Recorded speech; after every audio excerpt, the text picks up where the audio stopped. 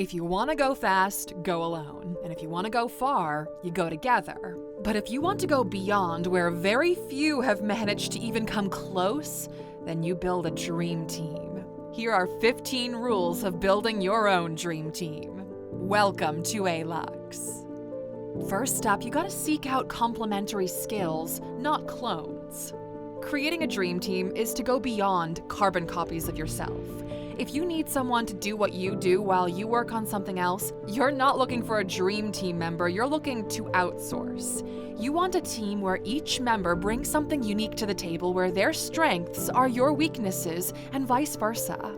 Some people are extremely creative, some are extremely analytic. Some can get a lot broader stuff done quickly and others can fixate on crucial details. Synergy is not just about filling gaps, it's about creating a team that can collectively solve problems from multiple angles. A team where everyone is the same will never be any stronger than its strongest member. Mindset over skill set. We believe that every problem stems from two possible angles, a skill issue or a knowledge issue. A skill issue means you don't have the ability to solve it, to fix it, or to improve the task at hand. A knowledge issue means that you have the skill, but you don't know how or where to apply it. And both of these angles can be fixed if you've got the right mindset. Skills can be taught, knowledge can be researched, but attitude, resilience, and adaptability, those need to come from within the person. On top of this, we might ruffle some feathers here, but we believe that hard skills are extremely overrated in terms of how hard it is to learn them.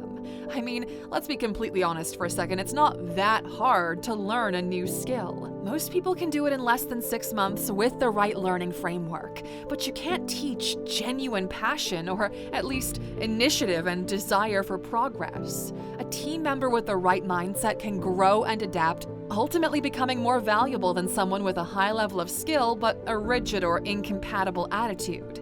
That's why, for example, you can't gather a team of superstars in sports and expect them to win everything. Eventually, they'll get beaten by a team with stronger synergy and a unified mindset. Build around natural synergy. There are two types of synergies, the kind people have when working together and the kind people have when they're around one another. Some people just don't get along for whatever reason. They can manage to work together for short projects, but they'll eventually get on each other's nerves given enough time.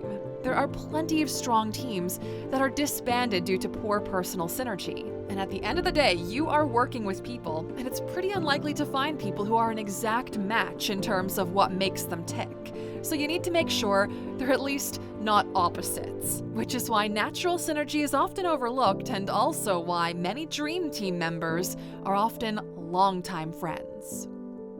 Invest in potential over track record. A dream team doesn't start out as a dream team. It starts out as a group of people who've got the potential to build something that's bigger than themselves. Yes, they still have a track record, they've got their achievements and their own accolades, there's no question about their own skill levels. But this is a matter of what they can achieve together in the future, not what they individually achieved in the past. Track records act like skill reassurance, but potential is all about future growth. Autonomy and ownership.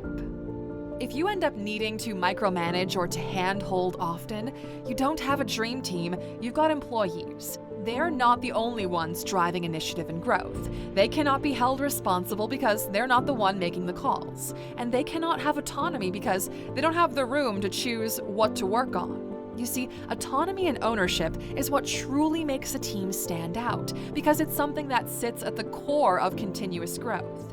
You alone cannot pull all of the strings. You can't oversee absolutely everything in every department, and managers can't really do that either because their only job is to make sure others do the job, which, let's be real, that's not really a high-input job. A dream team doesn't need managers or people looking over their shoulders every day, and that's because they've got the room to act in the direction they see fit and are in control of the resources that get put into it. Build on trust. Trust is the only real glue that holds a team together. It's not the common purpose or the paycheck or how many benefits they have. It's all about the trust. And that's because a lack of trust in a team means avoiding vulnerability, feedback, and difficult conversations. If they can't trust each other, they'll play the game nice and safe and ultimately slow and efficient. They won't take any risks because they don't want to be vulnerable in case something doesn't work out. They won't provide constructive feedback in order to avoid being a target for a possible retaliation. And generally, they'll avoid doing anything that might put the spotlight on them. And that's why full trust is essential. Commitment to a common purpose. We mentioned a common purpose doesn't hold a team together. However, it does steer them in the same general direction. People worthy of being a part of a dream team need something bigger than them to work toward, and they want it to be an ideal that's shared amongst the team members. This also helps them to trust one another because they all want the same thing. They're all in the same boat on the same journey. Stakes, and not the kind coming out medium rare from the grill. The reason a dream team is built is because the goal requires a special kind of dedication. The stakes are set at a certain level. The goalpost is so far ahead that no ordinary team could reach it. Only a select group of people with special talents and abilities can get there. Which means for every individual in the team, this is as close as it gets to a once-in-a-lifetime opportunity. This is the best-case scenario for them. They've got the right people in the right environment with the right resources and leadership. So they're extremely invested. They have stakes in this goal. It's something they also want to achieve as an individual besides achieving it as a part of a team. If the stakes were not there and they don't feel like the opportunity is real, it's unlikely they'll do their very best. Build a recognizable tribe. People love being a part of a dream team. They'll wear the colors and lift the flag whenever they can. It's a sense of belonging, and every high-performing team makes sure each member feels they're an integral part of the group. For example, every jersey in sports is not just a piece of fabric. It's a flag, a badge of honor representing years of triumph. It embodies the sweat, tears, and toil of those who wore it before, and it's a mark that demands respect. Likewise, when you're building a dream team, you're not just assigning roles. You're creating a shared identity. It's an elite group known for its excellence. When team members see themselves as a part of a distinguished tribe, their dedication to the team's mission intensifies. They wear their team identity as a badge of honor, just as a champion athlete wears their jersey. It's not just about the name on the back, but the symbol on the front and the legacy that comes with it. Everyone knows what part to play. A dream team has different types of players. Some are on the offense, some on the defense, and some are on the sidelines in supporting roles. And the most crucial thing is that everyone knows exactly what role they have to play. Understanding roles within a team is like understanding the gears of a well-oiled machine. Each team member is a cog, an integral part of the mechanism, but distinct in their contributions. Clarity in roles also breeds accountability. Knowing exactly what's expected from each and every one helps them take ownership of their responsibilities. It also fosters respect and appreciation because everyone is doing their part. Everyone is a master at their craft. After all, this is the dream team, right? Not the afternoon nap team. So it goes without saying that everyone is at the top of their game or striving to be there. There's no room for pretenders or half-baked work. There's a certain degree of competency that's expected from everyone, and a dream team can easily crumble under the weight of a single bad player. A desire for greatness. You're not going to find a dream team player on LinkedIn looking for a job. They're most likely already doing something which has the potential to lead them to something great. They don't really care about jobs or positions or corporate accolades, because they can get those anytime they want, but they moved past that.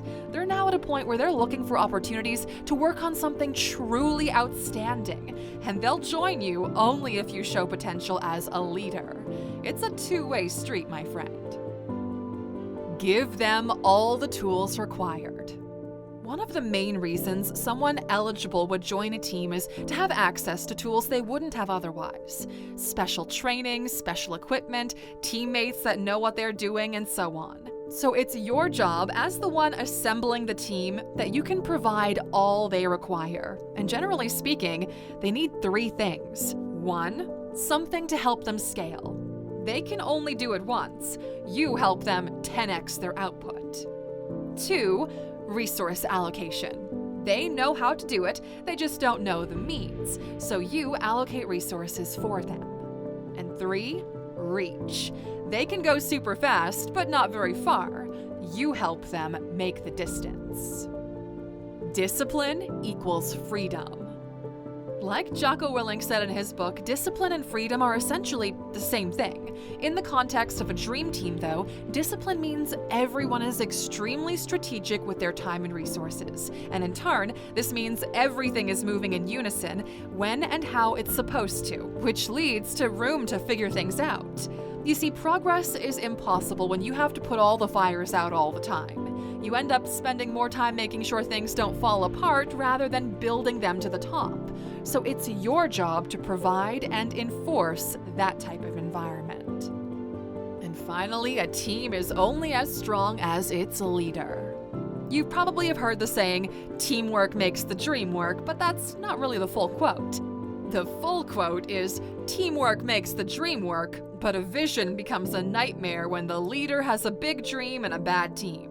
So you see, every team needs a leader, a shot caller, someone who knows the game and all the winning conditions. But a dream team will quickly disband if they feel like the leadership is not up to par. After all, high-level people never leave their companies, they leave their managers. So everything must come from the top in the correct way.